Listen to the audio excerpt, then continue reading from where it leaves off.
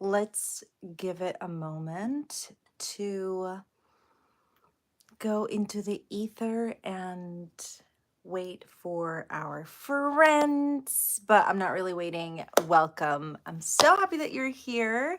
It is Moon Day, July 15th already. I mean, I don't know how your year is going. I don't know the intricacies of your manifestations.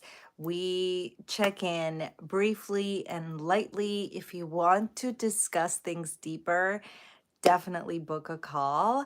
But the point that I'm trying to make is that time is going so fast. And Mars has been in Taurus, slowing us down for the past few weeks, but this will come to an end this coming weekend. And I'm most excited about that because we have got things in our life that need a lot of consistent and strategic action. And most creative projects are technically put on hold until we, tie all of these loose ends. And so the fact that Mars has slowed us down and we've been feeling that for the past few weeks, I'm just grateful that as of this coming weekend, Mars is going to ingress into Gemini and it will speed up whatever has been kind of stalled, stunted, or just frozen in time the past few weeks. So, how have you been with your manifestations or projects or work? Because Mars in Taurus has just slowed us down, and it's one of the things I'm looking forward to. On Sunday, we also have a full moon. Now, here's the thing. If you're following Moon Magic and Mindfulness with Grace 2024 Manifestation Agenda / Journal, the full moon questions and affirmations are in the context of a full moon in Aquarius. Now, Graciela, why did you do that if the full moon is happening in Capricorn? Well, it was an honest mistake, except the full moon peaks at 10:40 something a.m. and then the moon is going to be in Aquarius by 11:15. So like a 40 minutes later. And I know every minute counts when it comes to astrology, just like when it comes to real life. Every second counts, right? Every day counts. And as the moon is going from Capricorn to Aquarius, it's one of those transitions that we will feel the change of vibes going from an earth sign to an air sign. Capricorn is very into tradition. It is ruled by Saturn, so it's structured and dare I say uptight. There may be Capricorns in the room, so I don't know. Hello, Peter. Welcome. Um, and we already had a full moon in Capricorn, so there's a lot to think about from last full moon.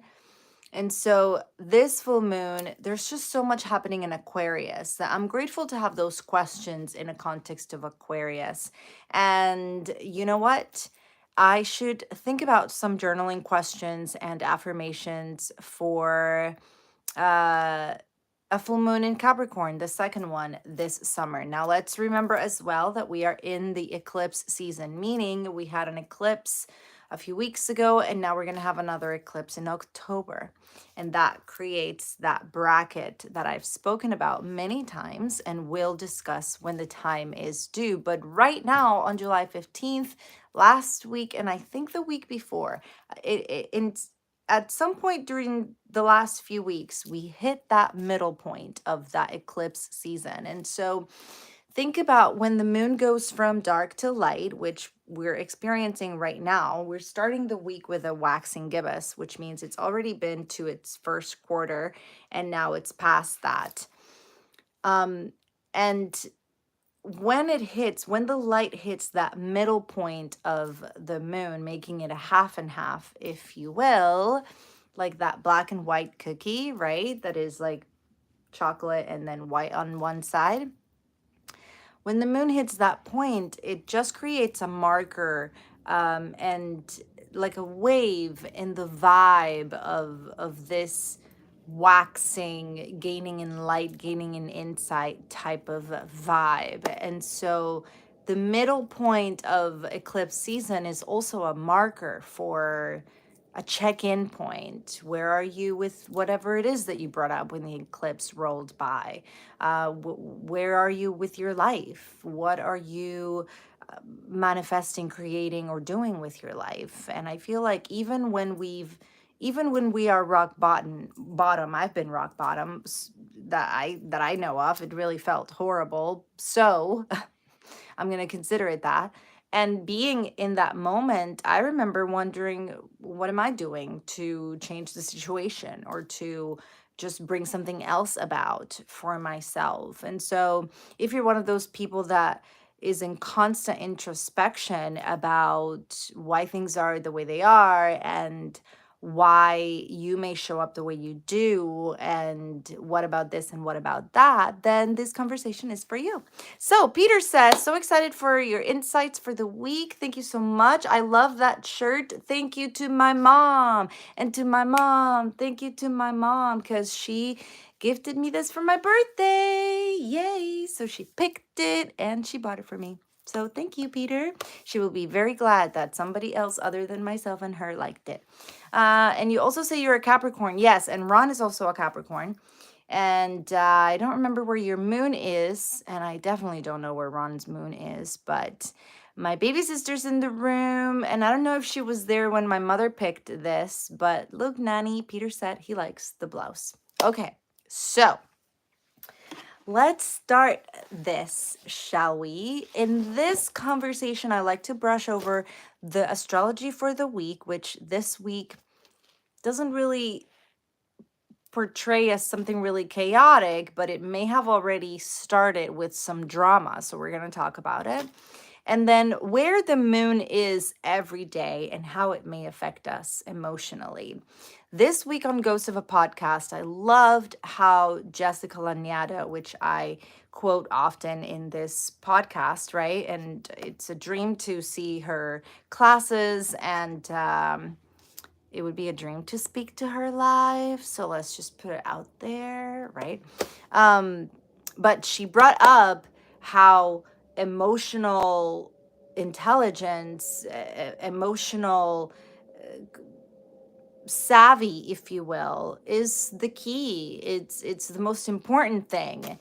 And we've talked about grounding, and we've talked about getting out of our head and into our body. And we've talked about tools, and we've talked about strategies of how to navigate not just the vibes that the moon or the planets may be putting forth that show up for you in one way or another. Remember, all of this is very relative to you and your natal chart.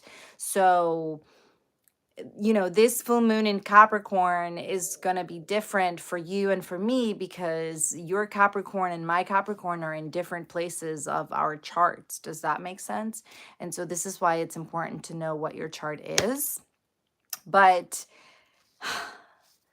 with the moon every day, as long as we can discuss or anticipate or strategize for the emotional well-being of not just ourselves, but those people around us who are maybe in our life or in our environment, then I feel like we're doing a good job. And this is what this conversation is about. And in the book, which is available on Amazon, in the link in the bio, description, and all of that, you're invited to think about things that you will make sure that you're going to do. And so this week, I need to make sure that I pause and breathe. And the reason why I want to make sure I do that is because we're starting the week with a Mars conjunction to Uranus. And Mars, which is in Taurus, is moving slow right now because of Taurus. And Uranus just wants to blow things up. Uranus wants to flip the table. Uranus wants to be frustrated and throw a fit. And I feel like we don't really let or allow kids to throw fits, mostly because of how that makes us feel and how it triggers us and how it makes us think about how other people perceive us. And it's like, you know, he's obviously, or children throw tantrums or meltdowns, which are completely different things, for a reason, for survival, for discomfort, for hunger, for fear. There's just so many reasons why a child screams and kicks, right? However, the way the adult perceives it, it's just a totally different experience, and it's subjective for each of the people involved, right? And so when we get to witness each other from an emotional standpoint, I feel like compassion then becomes a bit of an innuendo, and it's hopefully it goes accompanied with that emotional connection that then leads to empathy. And that's why I like focusing on the moon. And right now, Mars slowing things down or weighing heavy on the things that we're trying to do and in how we feel about our bodies as well, because Mars rules our bodies and our vehicles. And then Uranus coming in to think about flipping tables, destroying, rocking the boat, and just making everybody in the room pretty much very uncomfortable. Staying grounded and focusing on what we can control and the tools that we have, I feel like is going to be the way to go. So you tell me, what are some of the things that you like to do to remain grounded? And I'm doing a show and tell tonight. Hi, Ron. Welcome. You got here just in time for show and tell because I'm discussing how we're starting the week a bit dramatic, and tell me how your moon day was. That would be great to know. Because Mars conjunction to Uranus is pretty much a recipe for not disaster. I just feel like that just sounds too catastrophic. But hi, Emma. But all in all, when it comes to not just our bodies and the vehicles and destruction in general, Uranus it's like that firecracker. And when I think of the word firecracker, I think of just spitballing. And when I think of spitballing, I think of saying things without thinking twice, saying the first thing that is usually driven by anger or fear, because the survival brain tends to act a little bit quicker than the rational brain. And that's why it's important to kind of listen more than we speak. And this week, I feel like that will be a tool. Now, let's talk about ways that I stay grounded. And I hesitate to say stay grounded because when I say stay, I don't mean it takes me, I stay grounded for 20 minutes, 30 minutes, or even a whole day. I honestly feel like these are things that I come back to every day, multiple times a day, to kind of come back to my body because I'm overwhelmed, because I'm overstimulated, because I'm stressed about something, because I'm bored and I'm waiting for something, and so on and so forth. So let's talk about tools. And my babe Nanny said filter, and I don't know what you mean because I don't have a filter on. So there's that. Okay, so tool number one. I don't know if you like oracle cards, but here are some oracle cards. These are my son's favorite because they're an spirit of the animals oracle. So there's an animal for each, and a few of us in the room like cards and like to have affirmations and feel good card decks. So, excuse me while I destroy our set. I dropped my pen. So these are very cute. Let's see, we have the deer. It says love. So these are a way to, oh, you'll take one. Ron says he'll take one. So let's shuffle for Ron. These are big. Here's one that is upside down, so let's take that one. Ooh, it's the heron. Look how beautiful. Create a place in nature's stillness and be renewed. Take time alone to find balance. Take time alone. Step confidently toward your purpose. Patience will bring your rewards. Ron, that was for you. I'm going to pull just one more for Nani and then we will move on. But this is a way to come back to yourself. If you like these oracle decks, then leave one just sitting in an area that you can see it and you can come back to it. I come back to it just to shuffle and I don't even have to get a card and then I'll set it down again. And just coming to do this is a way of grounding. It's a penguin for Nani. And my nephew would say it's a dada penguin and a mama penguin and a baby penguin. Reach out to your tribe in times of need. She knows this. Family gives you strength when you face the storm. Love your uniqueness. You are full of surprises. Break free from others' expectations. Just be yourself. That sounds like something I would tell my sister pretty much any day of the week. So there you go. That's a way to stay grounded. Another way that I like to stay grounded is to have aromatherapy or just lotion in general. So this one's stress relief, eucalyptus and mint. And just doing this really quick. If you like aromatherapy, then obviously you have to take a deep breath.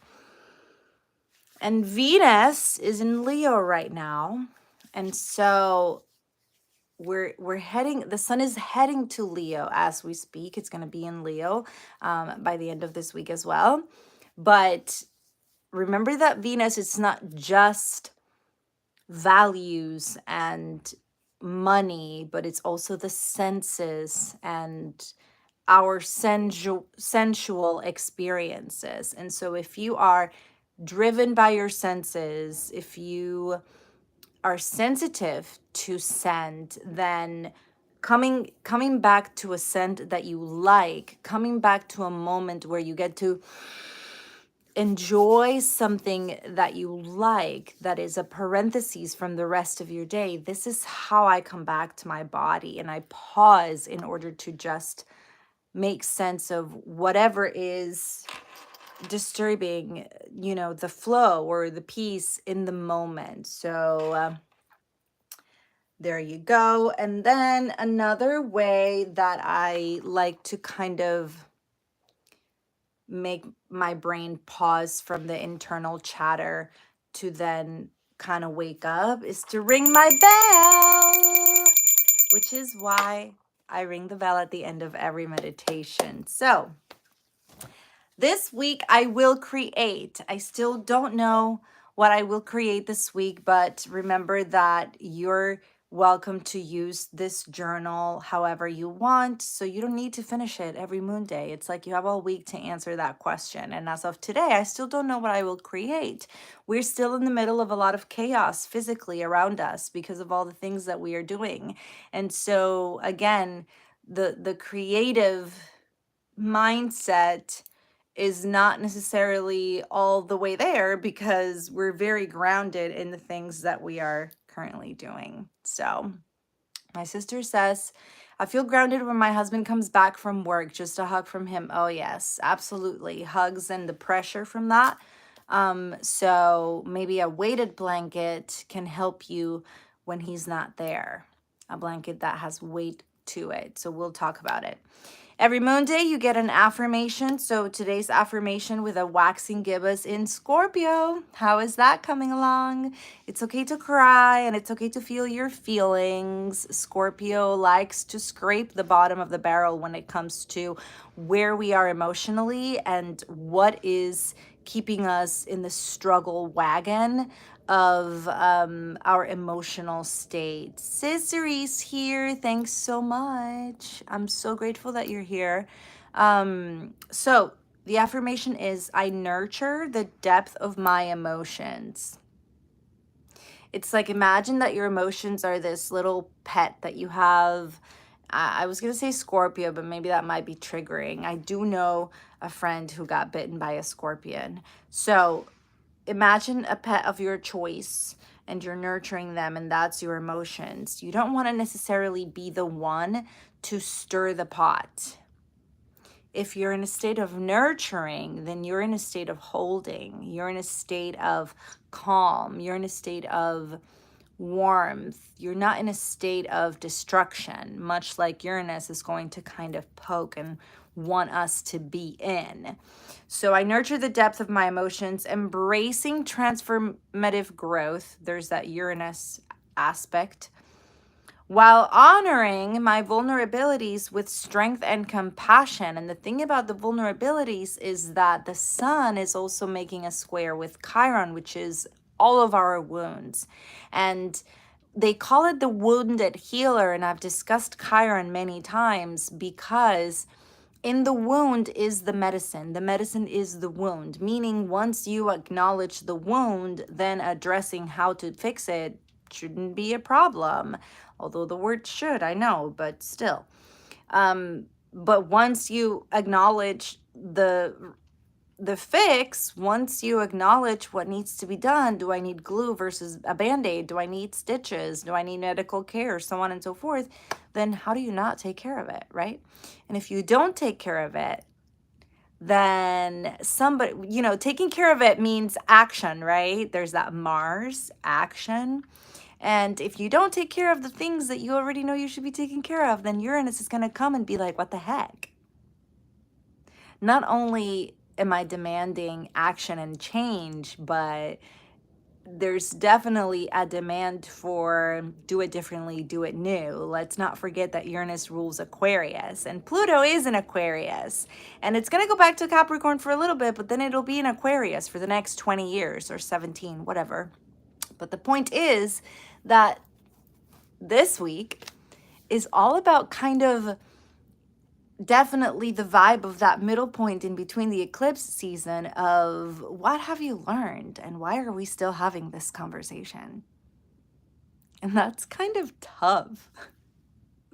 Like, I just want to put a bag over my face sometimes because it's kind of hard to keep up with. And when you're doing the work, when you're answering these questions, when you're keeping track and being aware of why things are the way they are and what is happening, then it's kind of hard to see how anyone else could be so aloof or how they can't really put a pinpoint what it is they feel. But it's so fascinating. And I dropped my pen again. Dang it. All right.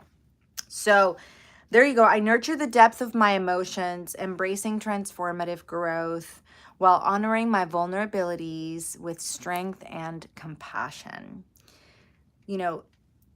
What is the underlying motivation? What is the underlying intention for the things that you are doing? It's one of those transits that can shed light as the moon is gaining light. It can shed light on, am I doing this for the right reasons? What are the reasons?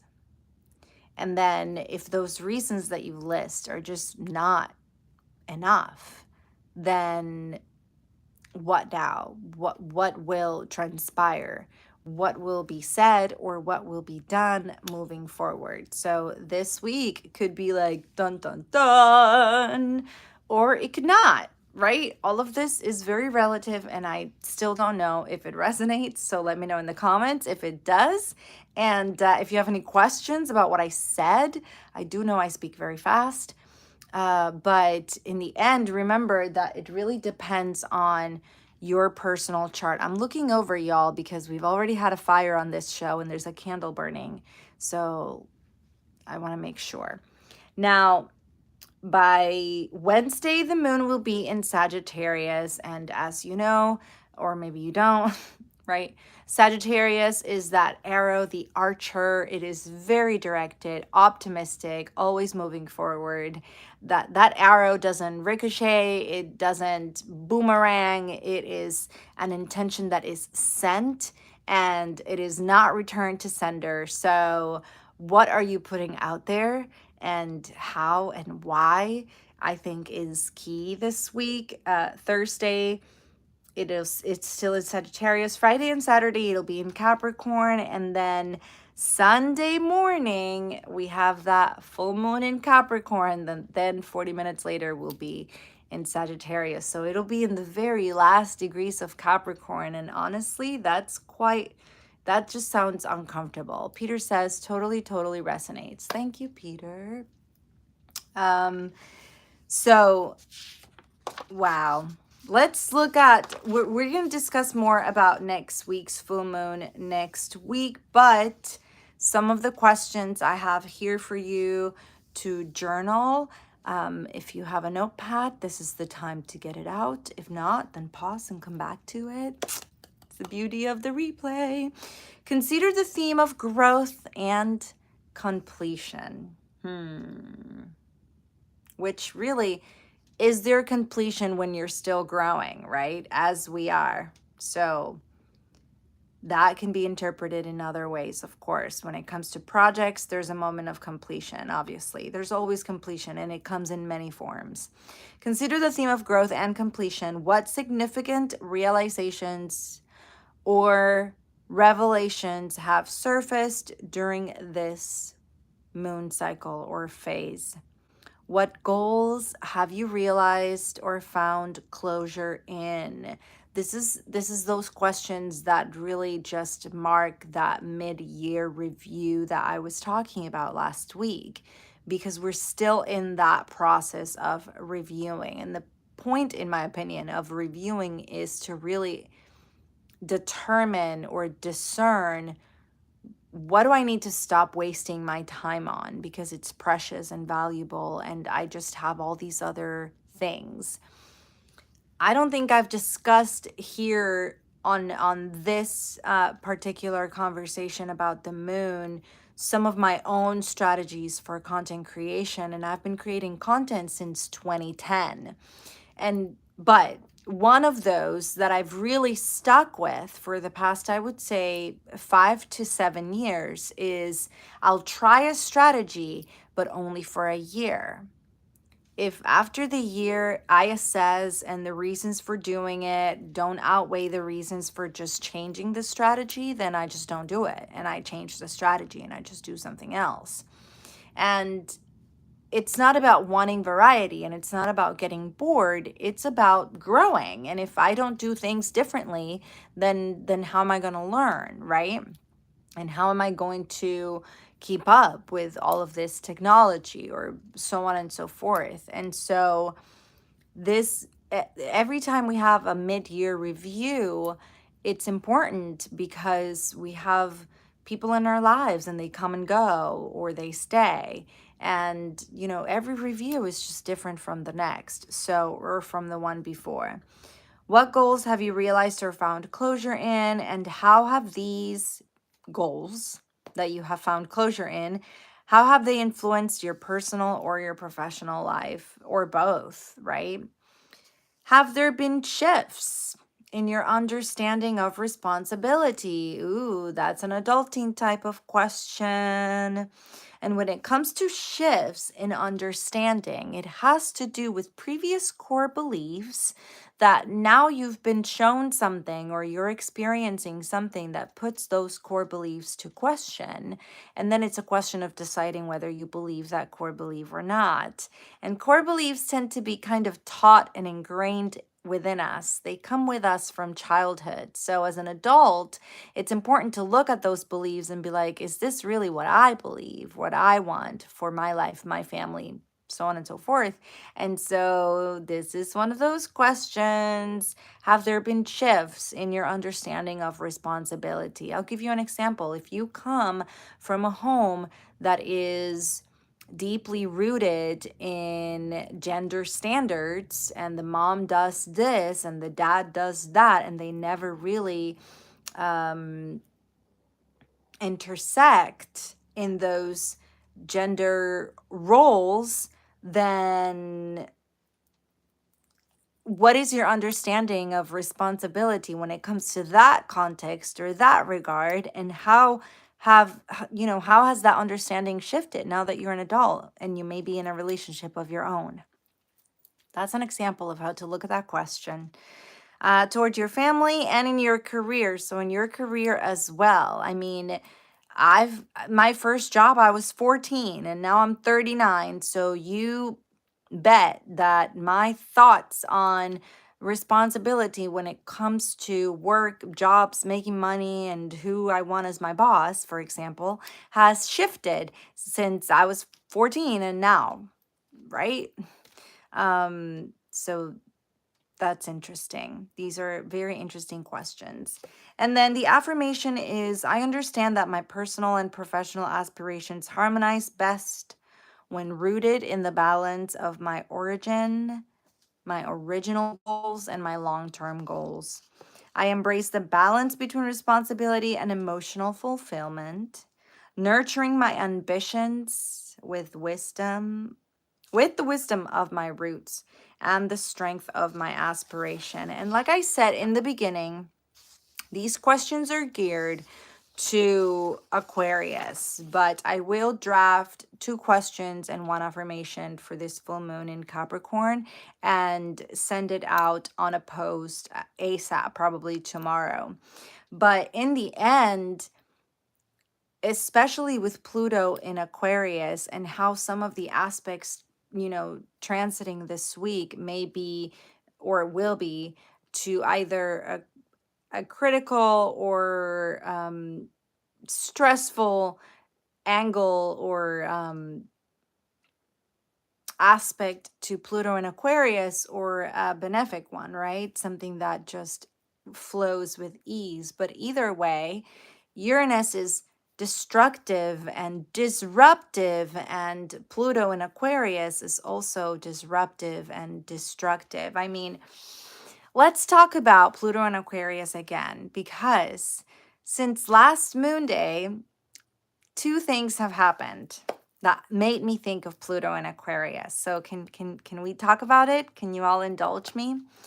Number 1, if you haven't heard this, then please look it up. But apparently, it has been documented, studied, and now publicized that they have found out of nowhere traces of lead and arsenic in tampons. Not just Tampax, but other brands. So that's cool. That for how many long years, right? Women have been consuming these products, or just, not just women, anybody who needs them, right? And it made me think about Pluto and Aquarius, because I did bring up the fact that all towers would collide with this Pluto in Aquarius transit of 17, rounded up to 20 years, because it's probably going to feel like 25. And it's only the beginning.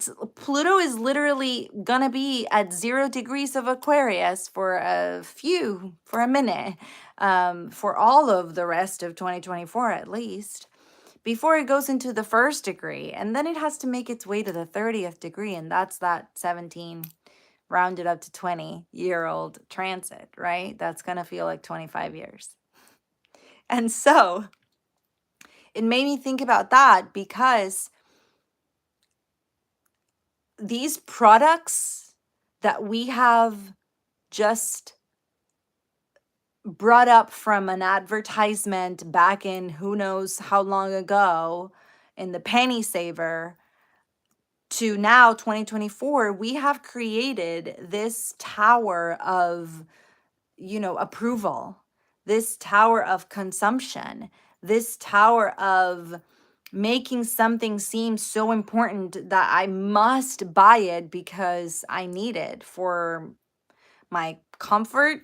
I don't know if you think tampons are comfortable, but I don't. For what? For aesthetic? to enjoy the pool with friends at a party. I don't know. I'm not criticizing. I'm just saying that we have given this product so much importance and now it is up here and all of a sudden it's not. It went from being, a brand and a product that was not in trouble financially to now being, not probably not being bought by many women. And if you don't know, then tell a friend. If you're listening and you have a sister, then maybe you want to ask, hey, do you use this? And if you do, then find the article that talks all about it. And so that one made me think about Pluto and Aquarius. And as you know, I'm fascinated by how the astrology is all around us. Yes, we've been paying so much to be poisoned, Emma says. Absolutely. And so there goes that tower. As we become aware of the reality of things, it just collapses. And it's very interesting to see it unfold. Jaylene says to work. I don't know what you mean. Are you going to work right now? And the salt cup is great. Oh, so I guess we should look into that. Thank you for sharing. And then the other thing was the assassination attempt on our ex-president. But we're not going to talk about that because I don't get into politics. So all I wanted to say was that things are dramatic already from the weekend leading into this week. It's all happening. So grounding is the key. And I'm just looking forward to figuring out how to stay out of the drama and how to pretty much follow the flow and not go against it.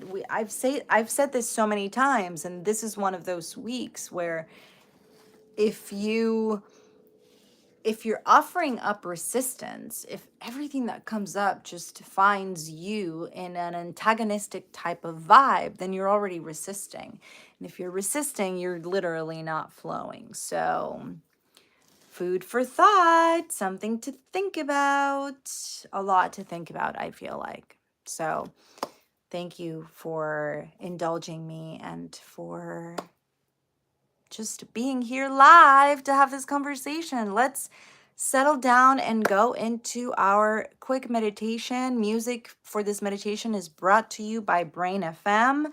You can find the free trial in the link in my bio. We're going to go to meditate unguided. And we already have the chimes and bowls ready.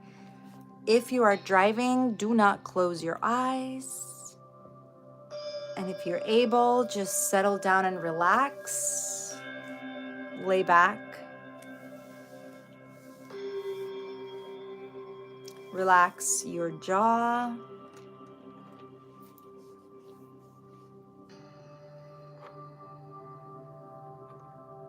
Relax your body.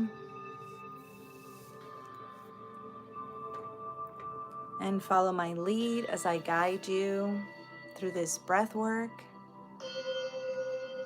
and affirmations.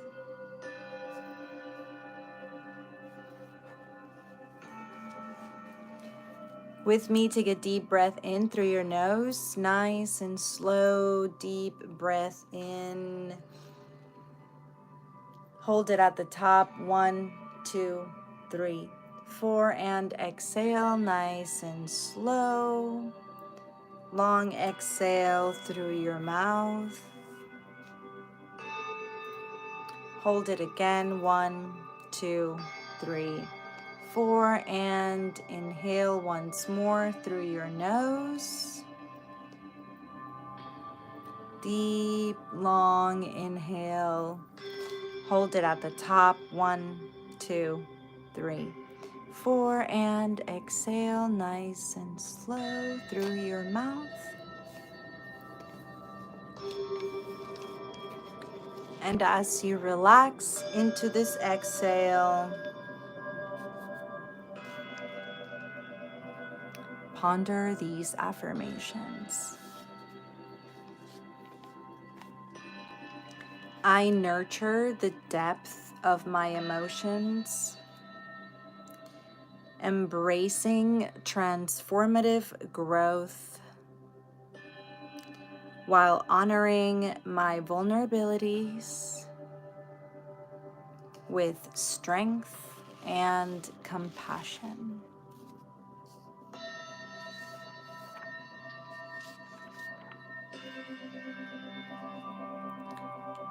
I radiate warmth, confidence, and bold self-expression,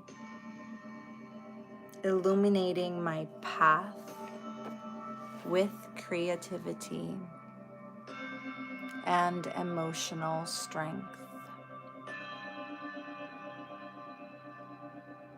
I am safe. I am grateful. I am guided. I am protected.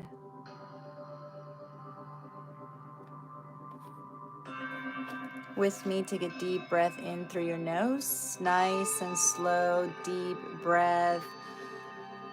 All the way till you have no room. Hold it at the top. 1, 2, 3, 4. And exhale nice and slow through your mouth.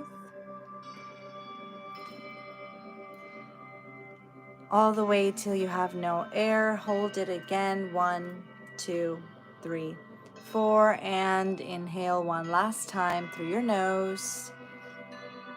Deep, long inhale. Hold it at the top. 1, 2, 3, 4. And exhale nice and slow. Through your mouth. And as you settle into this exhale, bring your attention back to your body. Slowly move your toes and open your eyes. And come back to me. Yay! So don't forget to choose your tools to stay grounded. And Ron has also been writing a lot. Ron, I've been meaning to mention it. I love your deep daily dives. I guess you don't call them dives, but every time I read, there's deep daily. And you're doing a poetry pause, which I thought was so brilliant. I love the poetry pause, right? That is so clever. So yay. Thank you so much, Peter. Thank you, Jaylyn. Thank you, Ron, Peter, Cicely, and Emma. I'm so grateful that you're here. Thank you, Nani. And I will see you all next week. I love you all, and watch for the questions and the affirmation for the Capricorn moon, and enjoy your Aquarius moon questions in the book. You're very welcome. I love you all. Thank you for being here, and stay safe. I love you. Bye.